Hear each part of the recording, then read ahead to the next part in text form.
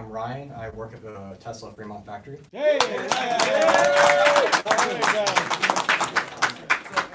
We don't even, Tesla doesn't view itself as a car company. We view ourselves as an energy company.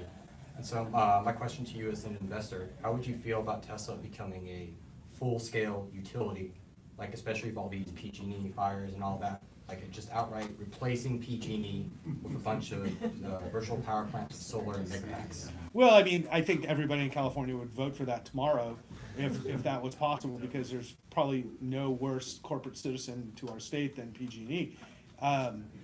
You know, so I think what you said is very interesting, because if you look at yourself like an energy company, which is really what you are, or an energy and transportation company, I guess you could say, this is a bigger, you know, that's what we were kind of saying. We talk about cars the whole time, but there's such a huge opportunity in this replacing the grid.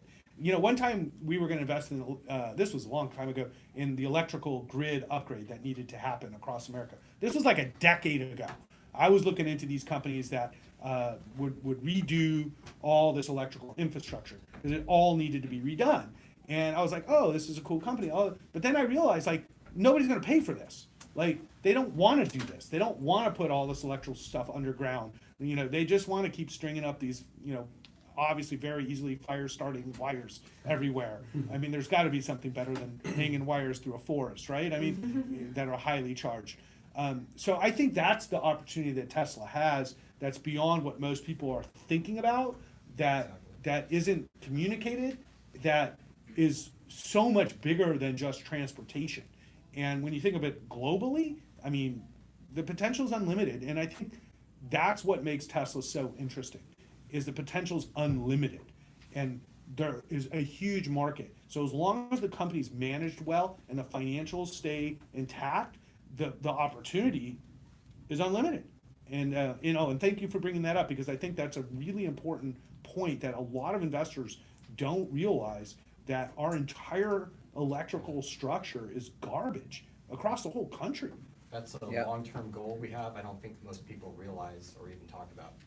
Yeah, and it's when I think about Tesla, that it, like, how do you know what Tesla's going to announce next? Like, to put yourself in those shoes, it's like Tesla, you have energy in the middle. They make products that consume energy, produce energy, and store energy. And that's the flywheel that revolves around their battery technology that just keeps getting better. And so cars are just ways to consume energy. Then we're talking about batteries that store energy, solar that produces energy. So that you're right in line with that, you know, next piece of the puzzle. And like we were talking about the Australian battery, Neonin or whatever, like not only does it work in the spreadsheet, but it works in real life. So I think there's a huge case for this to be extremely like accretive in a lot of ways. And like, it's not just, they have like, on a spreadsheet, could you calculate like, let's raise 10 billion and buy a utility and put batteries? Like, I think you could make that work. Does Tesla have the capital yet? Is it too early for them to I don't think they're going to buy any utilities. But like Neonin, I was even thinking when I was researching them, I was like, man, their cash flow looks strong, their earnings are crazy, like they're a couple $1 billion company. Should Tesla just buy them instead of just selling them the batteries and letting them get the ROI? Like Tesla's making a margin on their batteries, selling it to Neonin.